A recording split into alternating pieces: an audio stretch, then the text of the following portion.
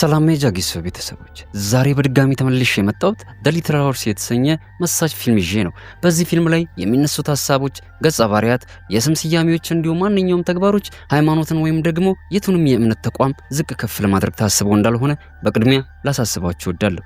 ፊልሙ በተለየ መቼት የፍቅርና የኃላፊነትን ማጉደል ተጽዕኖ በማሳየት እያዝናኑ ማስተማር ብቻ ነው ዓላማው። ስለዚህ ሁላችሁም በቅን ልቦና ይህን ቪዲዮ ላይክ፣ ሼር፣ ሰብስክራይብ እያደረጋችሁ ተከታተሉኝ። መልካም ቆይታ። በፊልሙ መጀመሪያ ላይ ፈርናንዳ የምትባል መነኩሴ አህያዋን ይዛ ከጫካ ውስጥ ወደ ገዳማቸው ስትመለስ እንመለከታለን። ወደ ገዳሙ ከደረሰችም በኋላ ጄኔቭ የምትባል ሌላኛው መነኩሴ መጣ ትናንት ማታ የት ነበርሽ በማለት ተጠይቃታለች። ፈርናንዳም እንደየሁል ጊዜው ትናንት ማታማ አህያዬ በድጋሚ ጠፍታ እየፈለኳት ነጋብኝ በማለት ትመልስላታለች። ጄኔቭም ግራ በመጋባት እኔ ሁል ጊዜ ማደሪያቸውን በትክክል ዘግቼ ነው የምወጣው፣ ታዲያ እንዴት ያንቺ አህያ ብቻ ወጣ ልጠፋ ትችላለች ብላ ትጠይቃታለች። በዚህም ጊዜ የገዳማቸው ጽዳት ሰራተኛ ሉርኮ እንዴት አደራችሁ ሴቶች በማለት ከሩቅ ይጠይቃቸዋል። ነገር ግን ሁለቱ በምላሹ በስድብ አጥረግርገውት ከቦታው አስደንግጠው ያባርሩታል። በሚቀጥለው ትዕይንት ላይም ሁሉም የገዳሙ መነኩሴ ሴቶች ወደ አዳራሻቸው ሄደው የጸሎት ሰዓታቸውን ሲያደርሱ እንመለከታለን። ከጸሎት በኋላም በገዳሙ ውስጥ የበላይ የሆነችው እህት ማርያ ፈርናንዳን ትናንት ማታ አላየሁሽም የት ሆነሽ ነበር ስትል ትጠይቃታለች። ፈርናንዳም ትናንት ማታ እኮ አህያ የጠፍታብኝ ለፍለጋ ወጥቼ ነበረ ያምሽት በማለት ትመልስላታለች። ይህንን ስትሰማ ማርያ ምንም ለማለት አልፈለገችም። በተለያዩ ሰዎች ለሚቀርብላት ጥያቄ ፈርናንዳ የእሷ ምላሽ የአህያዋ መጥፋት ብቻ መሆኑ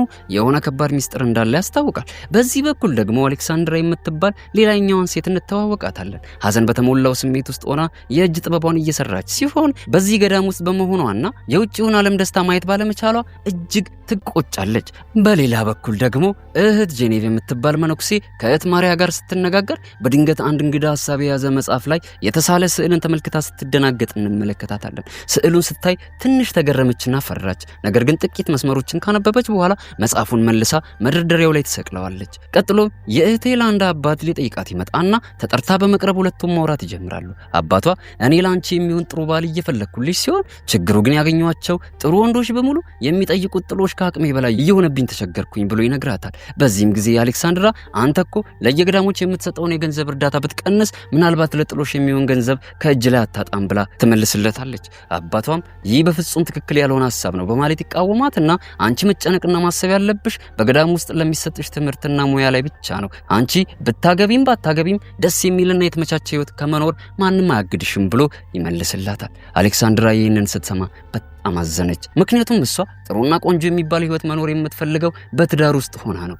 ከዚህም በመቀጠል የእጅ ጥበብ ልብሶቻቸውን ለመሸጥ ወደ ገበያ የሚሄዱትን 3 የገዳሙን ሴቶች በአንድ ላይ እንመለከታቸዋለን። አሌክሳንድራ አብረዋት ላሉ 2 የገዳሙ ሴቶች ከአባቷ ጋር ስላደረገችው ውይይት ትነግራቸውና በሐዘን ትክዝ ትላለች። ከዚያም ሉርኮ ከማዶ ጥላ ስር ሆኖ አንዳንድ ስራዎችን እየሰራ በሚያስገርም እይታ በእነሱ ላይ ሻፍዶ ሲመለከታቸው አስተዋሉት። ነገር ግን ይህን ሲያደርግ የተመለከቱት 3ቱም ሴቶች ያለባቸውን ብሶትና ቁጭት በሱ ላይ ለመወጣት ወደ እርሻው ውስጥ ገብተው ዕቃውን እያነሱ መወርወር ጀመሩ። በዚህም ሳይረኩ ይቀሩና ከመሬት ላይ አስተኝተውት መደብደብ ጀመሩ። በሌላ በኩል ደግሞ የዚህ ተቋም ኃላፊ የሆኑት አባ ቶማስ የሲስተሮችን በእጅ የተሸመነ ሹራቦችንና ልብሶችን ሰብስበው ይዘው ወደ ገበያ ሲሄዱ እንመለከታለን። በመንገድ ላይ ሳሉም ሉርኮ ያገኛቸውና አባቴ ሆይ ይቅር በሉኝና ካሁን በኋላ በዚህ ገዳም ውስጥ መስራት አልፈልግም ይላቸዋል። በዚህም ጊዜ አባ ቶማስ እንዲህ አይነት ነገር ካሁን በኋላ በሱ ላይ እንደማይከሰት በመግለጽ ያስረዱታል። ሉርኮ ግን በንግግራቸው ሳይስማማ ይቀርና ከዚያ ገዳም ለቆ ይወጣል። ከዚህም በመቀጠል ሎርድ ቡርኖ የሚባል ሀብታም ባላባት ከገዳሙ ጥቂት ኪሎ ሜትሮችን ራቅ ብሎ በሚገኝ ቤት ውስጥ ከባለቤቱ ከፍራንቺስካ ጋር እራት እየበላ የልቡን ሲያወጋ እንመለከተዋለን። ነገር ግን የፍራንቺስካ ትኩረት በአገልጋያቸው በማሴቶ ላይ ሲሆን የማሴቶ አይኖች ደግሞ በእመቤቱ ገላ ላይ ነበር። ስለዚህ ሁለቱንም ስንመለከታቸው በመካከላቸው ድብቅ የሆነ ግንኙነት መኖሩን ግልጽ ያደርግልናል። ከዚያም በኋላ ሌሊት ላይ ፍራንቺስካንና ማሴቶን በአንድ አልጋ ላይ አንደኛውን ዙራቸውን ጨርሰው ሲያለከልኩ እንመለከታቸዋለን። ፍራንቺስካም ለማሴቶ ባለቤቴ መቼም ቢሆን ሊያስደስተኝ ሞክሮ አያውቅም፣ ከወሲብ ይልቅ ስለ ክብሩና ስለ ስልጣኑ ማውራት ያረካዋል ትለዋለች። ትንሽ ከተወያዩም በኋላ ሁለቱም በጥድፊያ ለሁለተኛው ዙር መዘገጃጀት ይጀምራሉ። እንደጨረሱም ወደ ክፍላቸው የሚመጣውን የብሩኖን የእግር ኮቴና ድምጽ ይሰማሉ። በዚህም ጊዜ ማሴቶ በመስኮቱ በኩል ለመሸሽ ይሞክራል። ብሩኖ ግን ከኋላው ደርሶበት እያሳደደው ተከትሎት ሁሉም አገልጋዮች ወደሚተኙበት ክፍል ይገባል። ማሴቶም ቀድሞት እንደገባ አልጋው ላይ ወጥቶ እንቅልፍ እንደወሰደው ሰው ይሆናል። ከዚህም በኋላ ብሩኖ ደርሶ የማን ልብ ምት ፈጣን እንደሆነ ለማየት የሁሉንም አገልጋዮች ደረት በእጁ እየነካ ቼክ ቼክ ማድረግ ይጀምራል። በማጣራት ላይ እያለ ወደ ማሴቶ ዘንድ መጥቶ ሲመረምረው ጨለማ ስለሆነበት እንጂ በጥርጣሬ ሌባው የቅርብ አገልጋዩ ሳይሆን እንደማይቀር እርግጠኛ ነበር። ከመጨለሙ የተነሳ ማንነቱን ሊለየው ስላልቻለ ከጸጉሩ ጥቂት ቆርጦ በማንሳት ሲነጋ እንዲህ አይነት ድርጊት የፈጸመው ማን እንደሆነ በጸጉሩ ለይቶ ሊደርስበት ወሰነ። ነገር ግን ማሴቶ ልክ ጌታው ከክፍሉ እንደወጣ ከአልጋው ይነሳና በተመሳሳይ ቦታ ከሁሉም ጓደኞቹ ላይ ጥቂት ጸጉር ቆርጦ ያነሳባቸዋል። ንጋት ላይም ብሩኖ ሁሉንም አገልጋዮች ጠርቶ አንድ በአንድ በመስመር እንዲቆሙ ያደርጋቸውና መፈተሽ ይጀምራል። ነገር ግን የሁሉም አገልጋይ ጸጉር በትንሹ ተቆርጦ ስለነበር በዚህ ምክንያት የማታው ሰርጎ ገብ ማን እንደሆነ ሊያውቅ አልቻለም። ስለዚህ ሰውየው ማንም ይሁን ማን በጣም ብልህ መሆኑን ተረድቶ ሁሉንም ሰራተኛ በማስፈራራት እኔ የምፈልገውን ሰው ከያዝኩኝ ስራውን ብቻ ሳይሆን ህይወቱን እንዳበቃለት ይገንዘብ ይላቸዋል። ከዚያም በኋላ የሁሉም አገልጋዮች ጸጉር በአጭሩ እንዲቆረጥ ያደርጋል። በማግስቱ ፍራንቺስካና ብሩኖ ለቁርስ እንደተቀመጡ ብሩኖ ለሚስቱ ያደረግሽው ነገር ትክክል እንዳልሆነ ይግባሽ፣ በዚህ ነገር ውስጥ ያንቺም እጅ እንዳለበት አውቃለሁ በማለት እንድትጠነቀቅ ይነግራታል። ከዚያም ያን ባሪያ አንድ ጊዜ ካገኘሁት አንቺንም ከርሱ ጋር እጨርስሻለሁ ብሎ ይዘትባታል። ነገር ግን ፍራንቺስካ ብሩኖን በፍጹም ስለማትፈራው አንተ እንደዚህ አይነት ነገር ማድረግ አትችልም በማለት ታፌዝበታለች። ይህም በእንዲህ እንዳለ ብሩኖ ሚስቱና አገልጋዩ ማሴቶ በአይን ሲነጋገሩ ተመልክቶ ማታ ሚስቱን ተደብቆ ሲያጫውትበት የነበረው እሱ እንደሆነ ተገነዘበ። ከዚያም ማሴቶ ስራውን በመስራት ላይ ሳለ ፍራንቺስካ ወደ ማሴቶ መጣ በግድ ከሱ ጋር ፍቅር ለመስራት ትሞክራለች። ነገር ግን በዚህ ጊዜ ብሩኖ ከሩቅ ሆኖ ይመለከታቸውና በንዴት ጠባቂዎቹን ማሴቶን አንቀው ወደሱ እንዲያመጡት ያዛቸዋል። ማሴቶም ብሩኖ ከሩቅ ሆኖ ሁሉንም ነገር መመልከቱን እርግጠኛ ስለሆነ ህይወቱን ለማዳን ሲል ከዚያ ስፍራ መሸሽ ይጀምራል። የብሩኖ ሰዎችም ከኋላው እየተከታተሉት ቢያሳድዱትም ነገር ግን ደርሰው ሊይዙት ቻሉ። ማሴቶ ለማምለጥ ብሎ በጫካ ውስጥ ረጅም ርቀት በሩጫ ከተጓዘ በኋላ አባ ቶማስን ተመለከታቸው። አባ ቶማስ ወደ ገበያ በሚወስደው መንገድ ላይ ሳሉ የወይን ጠጅ ጠጥተው ስለነበር ተሽከርካሪያቸው በስካር ምክንያት ተገልብጦባቸው የያዙት ልብስ በሙሉ በወንዙ ላይ ወድቆ እየተንሳፈፈ ይገኛል። ማሴቶ ሚን አስተውሎ ሊረዳቸው በማሰብ ሁሉንም ልብሶች እንደገና ሰብስቦ ያስቀምጥላቸዋል። አባ ቶማስም በዚህ ምግባሩ በጣም ተደሰቱ። ማሴቶም ቤት እንደሌለው ሲያውቁ ከራሳቸው ጋር ወደ ገዳሙ አመጡት። ከዚያም እንዲበላ ምግብ አቀረቡለትና በገዳሙ ስትኖር መስማት የተሳነውና ዱዳ ሰው መስለ መኖር አለብህ፣ አለዚያ የገዳሙ ሲስተሮች በጣም ያስቸግሩሃል ብለው ይነግሩታል። በማግስቱም ጠዋት አባ ቶማስ ማሴቶን ወስዶ ከእህት ማርያ ጋር ያስተዋውቀዋል። ለማርያም እሱ በስራ ላይ የተካነ ቢሆንም ነገር ግን መስማት የተሳነውና ዲዳ የሆነ ሰው ነው ይዤ የመጣሁልሽ። በተጨማሪም ደግሞ ከማንም ጋር መግባባት ስለማይችል በጸሎት ቤት አካባቢ ተቀጥሮ ቢሰራ ይጠቅመናል ብዬ አስባለሁ ይላታል። ሲስተር ማርያም ይህን ስትሰማ ያለ ቅሬታ ትቀበለዋለች። ከዚያን ቀን ጀምሮ ማሴቶ በገዳሙ ውስጥ ስራ መስራቱን ይጀምራል። ነገር ግን እህት አሌክሳንድራና ፈርናንዳ ማሴቶ መቀጠሩን አላወቁም ነበር። ስለዚህ ፈርናንዳ ማቴሶን ሰርጎ ገብ አድርጋ በማሰብ ወደሱ በጥድፊያ ሄዳ በመጥረቢያ እንደምትቆርጠው በማስፈራራት ማንነቱን ትጠይቀዋለች። ከዚያም እህት አሌክሳንድራ በፍጥነት ሄዳ እህት ማርያን ይዛት ትመጣና ስሙ ማሴቶ እንደሚባልና አዲሷ አትክልተኛ ሲሆን መስማት የሳነውና ዲዳ ነው በማለት ታረጋጋታለች። እሱም ማርያን ካዳመጣት በኋላ ልክ እሷ እንዳለችው መተውን ይጀምራል። መጥረቢያውንም ወደ ኋላ መለስ አድርጋ ካጠገቡ ዞር ትላለች። እዚህ ጋርም ደግሞ እህት ማርያንና አሌክሳንድራን አንድ ላይ ሆነው እንመለከታቸዋለን። ማርያ አንቺና ሌሎች እህቶችሽ የሰራችኋቸው ልብሶችን አባ ቶማስ ወደ ገበያ በሚወስዳቸው ወቅት ነበር ዘራፊዎች በኃይል የነጠቋቸው በማለት ታስረዳትና ድካማችሁ ከንቱ በመቅረቱ በጣም አዝኛለሁ ትላታለች። ነገር ግን ከዚህ በኋላ ብዙ ልብሶችን በአጭር ጊዜ ውስጥ እንድትሰሩና የሹራብ አቅርቦታችሁን ለመጨመር ጥቂት ሰዎችን ወደ ገዳሙ ቀጥረን እናመጣለን በማለት ቃል ትገባላታለች። ከዚህም ጊዜ በኋላ አሌክሳንድራ ቫዮ ከተባሉ አሮጊት መነኩሴ ዘንድ ልብስ መስፋት ትጀምራለች። እሷም የልብስ ስፌት ስራዋን ስትሰራ ትቆይና ድንገት የልብስ መስፊያ ፍሬሙን ሳታውቀው ትሰብረዋለች። ለማስጠገንም ወደ ማሴቶ ዘንድ ትወስዷለች። ይሁን እንጂ እህት ጄኒቭም አሌክሳንደርን ወደ እሱ ስትሄድ ተመልክታ በድብቅ ትከታተላት ነበር። አሌክሳንድራ ለማሴቶ ፍሬሙን እንዲጠግን ሰጠችውና ልክ እሱ መጠገኑን ሲጀምር አሌክሳንድራ እያማረረች በዚህ ገዳም መቆየት እንደማትፈልግ ወይም ደግሞ የልብስ ስፌት ስራን መስራት እንደማትወደው በቁጣ ስሜት መግለጿን ተያያዘችው። ከዚህ ተቋም ወጥታ ህይወቷን በጥሩ ሁኔታ መምራት እንደምትፈልግም ብትገልጽለት ነገር ግን ማሴቶ ይህንን ሚስጥሯን ከሰማም በኋላ ምንም አይነት ስሜት አላንጸባረቀም። ምክንያቱም እሱ በዚህ ሰዓት ለሁሉም ሰው ዲዳና መስማት የተሳነው ሰው ሆኖ ነው መታየት ያለበት። አሌክሳንድራ ማሴቶ ምንም መስማት ወይም ደግሞ መናገር እንደማይችል ስለምታውቅ ነበር ሳትፈራ የውስጧን የለፈለፈችው። ከቆይታም በኋላ አባት ቶማስ በምሽት ወደ ማሴቶ ክፍል መጥቶ ቀኑ እንዴት ነበር ብሎ ይጠይቀዋል። ምክንያቱም እዚህ ያሉት እህቶች እየተጨቃጨቁ መስራት ትንሽ አስቸጋሪ እንደሆነ ያውቃል። ማሴቶም አዎ በእርግጥ አንዳንድ እህቶች በጣም ይጨቃጨቃሉ፣ ቢሆንም ግን እኔ ስራዬን ብቻ ነበር ስሰራ የዋልኩት ብሎ ይመልስላቸዋል። አባት ቶማስም አንተ አትጨነቅ ልጄ እነሱ አይጎዱህም ነገር ግን የሚሆነውን ነገር በሙሉ አንዳንድ እያልክ ንገረኝ የበለጠ ደግሞ እንዳይረብሹ በፊታቸው መስማት የተሳነው መሆኑን እንዳትረሳ ይሉታል ይህም በእንዲህ እንዳለ ፈርናንዳ በክፍሏ ውስጥ የሆነ ነገር እያነበበች ሳለ የሆነ ሰው ከውጭ በኩል መስኮቷ ላይ ድንጋይ ወርውሮ ጠራት መስኮቱንም ከፍታ ስትመለከት የልጅነት ጓደኛዋ ማርታ ልታገኛት መምጣቷን ተመለከተች በመቀጠል ሁለቱም ተያይዘው ወደ አሌክሳንድራ ክፍል በመሄድ ሶስቱም አንድ ላይ ወይን አቅርበው መጠጣት ጀመሩ ከተወሰነ ቆይታ በኋላም እህት ጄኔቭ ወደ እነሱ ክፍል መጣ ወይን እየተገኑጩ በጋራ መዝናናት ቀጠሉ ከዚያም እየጠጡ ሳለ ስለ ፍቅር ግንኙነት ማውራታቸውን ጀመሩ ማርታ ስለ ወንዶች ብዙ ነገር ታጫውታቸዋለች ልዩ በሆነ መንገድ ወንዶቹን ለመሳብና ይህንንም ለመተግበር ጥቅም ላይ የሚውል የእጽዋት ተክል እንዳለ ታስረዳቸዋለች ሶስቱም ይህን ሲሰሙ በጣም ደስተኛ ይሆናሉ በማግስቱ ማሴቶ በሚሰራበት ቦታ አሌክሳንድራ መጣ ይህን ማረብ የሰራሁት እኔ ነኝ ደስ አይልም ብላ ለማሴቶ ታሳየዋለች ከዚያም የማሴቶን ላብ በማረቡ መጥረግ ጀመረችና አጠገቡ ተቀምጣ በፍቅር ታናገረው ጀመረ ብዙም ሳይቆይ ትናንት ማታ ማርታ ስለ ፍቅር ግንኙነት ስታወራ ያዳመጠችው ነገር ትዝ ብሏት ባለጌ የሚያስብሏትን ሐሳቦች ወደ አእምሮዋ ማምጣት ጀመረባት እያወራችም ቆይታ በድንገት ተነስታ ሳመችው በዚህ ምክንያት ማሴቶ ስሜቱ ይነሳሳበትና እድሉን ሳታሳጣው በፍጥነት እላያዋ ላይ ተከምሮ አፈር ላይ ያንከባለለ በመሳም ሊያወጣት ይንደረደራል ይሁን እንጂ ማሴቶ የተቋሙ ደውል ሲደወል ደንብሮ ከላያ ላይ ይነሳል አሌክሳንድራን በችኮላ ራሷን አጸዳድታ በፍጥነት ተለይታው ወደ ጸሎት ክፍል ትሄዳለች ነገር ግን ወደ ውስጥ ገብታ እየጸለየች ሳለ ፈርናንዳ የቆሸሸ ስካርፏንና ጥፍሯ ላይ ያለውን አፈር ተመልክታ ጥርጣሬ አደረባት በሚቀጥለው ትዕይንት ላይም ጄኔቭና ፈርናንዳ ልብስ እያጠቡ እንመለከታቸዋለን ቀጥሎም አሌክሳንድራ ደስተኛ መሆኗን በሚያሳይ ሁኔታ ፍልቅልቅ እያለች ወደ እነሱ ትመጣለች ለነሱም ትላንት ምሽት አብራቸው ባሳለፈችው በጣም ደስተኛ እንደሆነች ትነግራቸዋለች ፈርናንዳም ቀበል አድርጋ እዚህ ምን እየሰራሽ ነው ልብስሽስ እንዴት ቆሸሽ ብላ ትጠይቃታለች እሷም አዲሱን አትክልተኛ በስራ እየረዳሁት ነበር እዚያ ነው ልብሴ አፈር የነካብኝ በማለት ትመልሳለች ሁለቱም ይህን ንግግሯን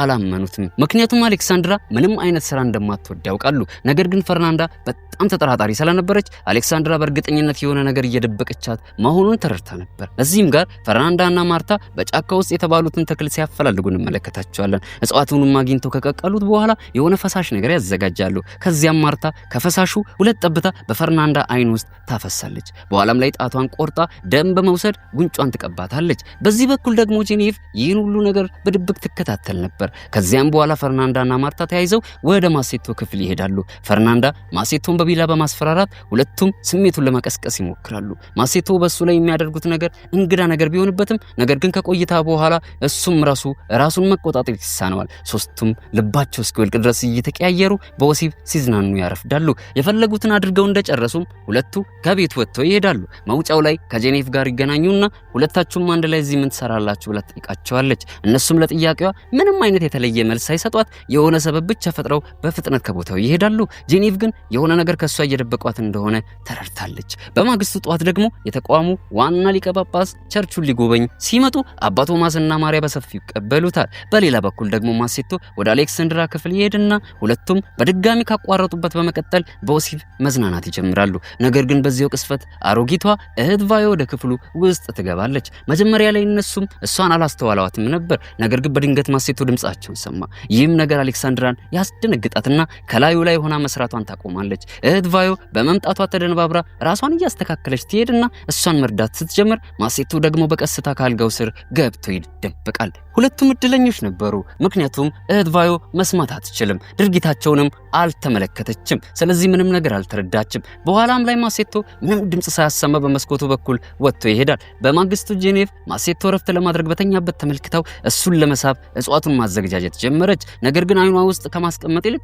ቀርታው ተጠጣዋለች ከእጇ ደም አፍስሳም ጉንጯ ላይ ተቀባዋለች በተመሳሳይ ጊዜም አሌክሳንድራም ወደ ማሴቶ ክፍል መጣ ለምንድነው ዲዳነ ብለ የዋሸኸኝ ብላ ትጮህበታለች ይህም በእንዲህ እንዳለ ልክ የጄኔቭን ድምጽ ስትሰማ ግን አሌክሳንድራ በፍጥነት ወደ አንድ ጥግ ሄዳ ትደበቃለች ማሴቶም እንደተኛ አስመስሎ ሄዶ ጋደም ይላል ጄኔቭም በእጽዋቱ ተጽዕኖ ስር ሆና ወደ ማሴቶ በተኛበት ትቀርባለች እላይላይም ወጣ ያልሆነ ነገር ለማድረግ መሞከር ትጀምራለች ነገር ግን ፈርናንዳ ድንገት ወደ ክፍሉ ስትመጣባት እሷን በፍጥነት ሄዳ አሌክሳንድራ የነበረችበት ቦታ ልትደበቅ ትሞክራለች አሌክሳንድራንም ተመልክታ ሁለቱም ተያይተው እጅግ ይደነጋገጣሉ ቀጥሎም ፈርናንዳ ወደ ክፍሉ ገብታ የማሴቶን እጆች ጠፍራ በማሰር አይኖቹንም በጨርቅ ካሰረችው በኋላ በቢላ እያስፈራራችው ወደ ጫካው እያስከተለች ትወስደዋለች አሌክሳንድራና ጄኔቭም ተደብቀው ይከታተሏታል። አመሻሽ ላይም ወደ ጫካው መሃል ሲደርሱ በጫካው መካከል እሳት ተቀጣጥሎ ብዙ ሴቶች ራቁታቸውን ሆነው ሲጨፍሩ ይመለከቷቸዋል። ማሴቶንም አጋድመው ያስሩታል። አሌክሳንድራም ደንግጣ እነዚህ ሰዎች ምን እየሰሩ ነው ስትል ጠይቃታለች። ጄኔቭም በአንድ ወቅት የተለያዩ ልጃገረዶች የሰው ልጅ መስዋዕት በማድረግ የጥንቁልናን ኃይል ስለሚያገኙበት ይህን መሰል ስርዓት አምልኮ እንዳነበበች ትነግራታለች። እዚህ ጋርም ፈርናንዳ ሁልጊዜ በአህያ እያሳበበች በየቀኑ የምትመጣው እዚህ እንደነበር ይገለጥልናል። አሁን ላይም ማርታ በዚህ አምልኮ ስርዓት ውስጥ ትቀላቅላለች። ማርታና ፈርናንዳ ማሴቶን ሊሰውት ሲዘጋጁ ማሴቶ በፍርሃት ኧረ እባካችሁን እንተውኝ በማለት መለመን ይጀምራል። ይህንንም ሲሰሙ ማሴቶ መስማት የተሳነውና ዲዳ እንዳልሆነ ይገነዘባሉ። በተመሳሳይ ጊዜም ጄኔቭ እንደሰከረ ሰው እየተወላገደች ልብሷን አውልቃ ወደ ጫካው በመግባት ከነዛ ሴቶች ጋር ተቀላቅላ መደነስ ትጀምራለች። ይህንንም ሲመለከቱ ሁሉም ልጃገረዶች ደንግጠው መሸሽ ይጀምራሉ። ወደ ማርታ ሜዳ ለምን እዚህ እንደመጣች ትጠይቃትና በከባዱ መጣላት ይጀምራሉ። ይህም በእንዲህ እንዳለ ፈርናንዳ ማሴቶ ልትሰዋ ስትል አሌክሳንድራ ወደዚያ ደርሳ ጩቤውን ከፈርናንዳ ላይ ነጥቃ ማሴቶን ታድነዋለች። በዚህም ጊዜ በጄኔቭና በማርታ መካከል በተፈጠረው የማይበርድ ጦርነት ጄኔቭ ማርታን በዱላ በመምታት ራሷን ስታ እንድትወድቅ ታረጋታለች። ከዚያም የራሷን ልብስ ለብሳ አህያዋን ይዛ ወደ ገዳሙ ትመለሳለች። ወደ ተቋሙ ከደረሰችም በኋላ ፈርናንዳ ጠንቋይ ነች ብላ መጮህ ትጀምራለች። ትልቁ ጳጳስም ሳይቀሩ ይህንን እንደሰሙ ተደናግጠው ወደ ውጭ ይወጣሉ። ከዚያም ጄኔቭን መታ ፈርናንዳ ጠንቋይ ነች እያለች መናገር ትጀምራለች። ይህ በእንዲህ እንዳለ ፈርናንዳ አሌክሳንድራና ማሴቶም ሲጣደፉ ወደዚያ ይመጣሉ። አሌክሳንድራም ለጳጳሱ ማርታ እየዋሸች እንደሆነና ያንን የአስማት እጽዋት ወስዳ እንደሰከረ ሰው መዘላበዷን ትነግራቸዋለች። ጄኔቭ ግን በቁጣ እኔ በፍጹም አልዋሸውም፣ እነሱ በእኔ ላይ ተባብረውብኝ ነው፣ በተለይ ሁለቱም ከዚያ አትክልተኛ ጋር ወሲብ መፈጸማቸውን መደበቅ ይፈልጋሉ በማለት ጉዳቸውን ታፍረጠርጣለች። ዋና ሊቀ ጳጳሱም ይህን ሲሰሙ በንዴት ማርያን ከክፍሏ አስጠርተው በማስወጣት ምን እየተፈጠረ ነው በማለት ይጠይቋታል። በዚህም ጊዜ አባ ቶማስም ከሳቸው ክፍል ተከትለዋት ይወጣሉ። ሁሉም ሰው የእሳቸውን ሁኔታ ተመልክተው በጣም ደነገጡ። ዋናው ጳጳስም በዚህ ተቋም ውስጥ እስከዛሬ ምን ሲካሄድ እንደቆየ በደንብ ገባቸው። ስለዚህ በማግስቱ ሁሉንም ሰብስቦ አንድ ባንድ እያለ ቅጣት ይጥሉባቸውና ለኃጢአታቸው ደግሞ ንስሐ በመግባት ፈጣሪያቸውን ይቅርታ እንዲጠይቁ ትእዛዝ ይሰጧቸዋል። አባ ቶማስም የአባትነት ስልጣናቸውን ያለ አግባብ በመጠቀማቸው ትልቅ ቅጣት ይቀበላሉ። እንደ ቅጣት ወንዶች ብቻ ወደሚኖርበት ገዳም ይሰደዳሉ። ማሴቶን በድጋሚ በወታደሮች ተይዞ ለጌታ ብሩኖ ተላልፎ ይሰጣል። ከጊዜ በኋላም ሶስቱን የገዳሙን እህቶች እርስ በርሳቸው ይቅርታ ሲጠያየቁ እንመለከታቸዋለን። እህት ጄኔቭም ፈርናንዳን ከልቧ ይቅር እንድትላት ትጠይቃታለች። በመቀጠልም ሶስቱም ስለማሴቶ ያሳስባቸው ጀመር። ምናልባት ጌታ ብሩኖ ሊገለው ይችላል በማለት ይሰጉ ጀመረ። ስለዚህ ከብሩኖ እጅ ሊያስጥሉት እቅድ ማውጣት ጀመሩ። ጌታ ብሩኖ ደግሞ ማሴቶን በእስር ቤት አስገብቶ ካስቆለፈበት በኋላ ወደዚያ መጥቶ ባለቤቴን የዱር ውሻ በሞላበት የእንስሳ ቤት ውስጥ አስሬያታለሁ፣ ተሰቃይታ እንድትሞትም አድርጊያታለሁ። አሁን ደግሞ ያንተ ተራ ነው። ይሁን እንጂ በቀላሉ እንድትሞት ግን በፍጹም አላደርግም፣ ቀስ በቀስ ተሰቃይተ እንድትሞት እንጂ በማለት ዝቶበት ተመልሶ ይወጣል። ከዚህም በኋላ ማሴቶ ወታደሮቹን እባካችሁን ነፃ አውጡኝ እያለ እያለቀሰ መለመን ይጀምራል። ነገር ግን አንደኛው ጠባቂ እሱ ላይ ያላገጠ በፍጹም እንደማይፈታ ያረጋግጥለታል። ከተወሰነ ቆይታም በኋላ ወታደሮቹ ድንገት ዞር ሲሉ በመግቢያ ወለሉ ላይ የተደረደሩ ትንንሽ የሻማ ኩራዞችን ተመልክተው በእርጋታ የሻማውን ዱካ መከተል ጀመሩ። እንደ እውነቱ ከሆነ ግን ሻማውን ያስቀመጡት የገዳሙ ሴቶች ናቸው። ወደ ሌላ አቅጣጫ የሚመሩ ብዙ ሻማዎችን በመስመር አስቀምጠዋል። ወታደሮቹ የሻማውን ዱካ ተከትለው ልክ እንደወጡ ሶስቱም ሴቶች ወደ እስር ቤቱ ገብተው ማሴቶን ነፃ ያወጡታል። በሱ ቦታ ማሸንጉሊት ካስቀመጡ በኋላ የገዳም ሴቶች የሚለብሱትን ልብስ ያለብሱትና በፍጥነት ከእስር ቤት አውጥተው ወደ ጫካው ይሮጣሉ። በዚህ በኩል አባ ቶማስ አህያዋን እየጎተተች ወደሱ የምትመጣውን እህት ማርያን ከሩቅ ሆኖ ይመለከታታል። በመገናኘታቸው ሁለቱም ነበር በጣም ደስተኛ የሆኑት። ምክንያቱም የሁለቱም ልብ በፍቅር ከንፎ ተለያይቶ መቆየት አቅቷቸው ነበር። ተቃቅፈውም ፍቅራቸውን እየተገላለጹ ሳለ ድንገት ከማዶ ለየት ያሉ የሰዎች ድምጾችን ሰምተው ለመደበቅ ይሞክራሉ። ፈርናንዳ ግን አህያዋን እዛ ቆማ ተመለከተችና በመገረም ይቺ አህያ እዚህ ምን ሰራለች? እዚህስ ማን ነው ያመጣት? እያለች ግር በመሰኘት ላይ ሳለች ጄኔቭ እየጎተተቻት ከዚያ ቦታ አርቃ ትወስዳታለች። እነሱም ከዚያ ርቀው ከሄዱ በኋላ ማርያና አባ ቶማስ ከተደበቁበት ብቅ ይላሉ። እነዚያ ሶስቱ ሴቶች ማሴቶን ከእስር እንዳስመለጡትና ምን ሊያደርጉት እንዳሰቡም ይገባቸዋል። ነገር ግን የራሳቸው ተንኮል ትዝ ብሏቸው እርስ በርስ በመታየት ፈገግ ይሉና በፍቅር ይሳሳማሉ። ከዚያም በፍጥነት ከገዳሙ ርቀው ለመጥፋት ጉዟቸውን ይጀምራሉ። ይህም በእንዲህ እንዳለ የዛሬው ፊልማችን በሚያምር አስተላለቅ ይጠናቀቃል። በፊልሙ ላይ ያላችሁን ማንኛውን ማስተያየት በኮሜንት አሳውቁኝ። ይህንን ቪዲዮ ላይክ፣ ቻናሉን ደግሞ ሰብስክራይብ ማድረጋችሁን መለስ ብላችሁ አረጋግጡልኝ። ቀጣይ በሌላ ተወዳጅ ፊልም ተመልሰን እንገናኛለን። እስከዚያው ድረስ ግን ሳምንቱ የእናንተ ይሁን። ጃጊሶ ፊልሞች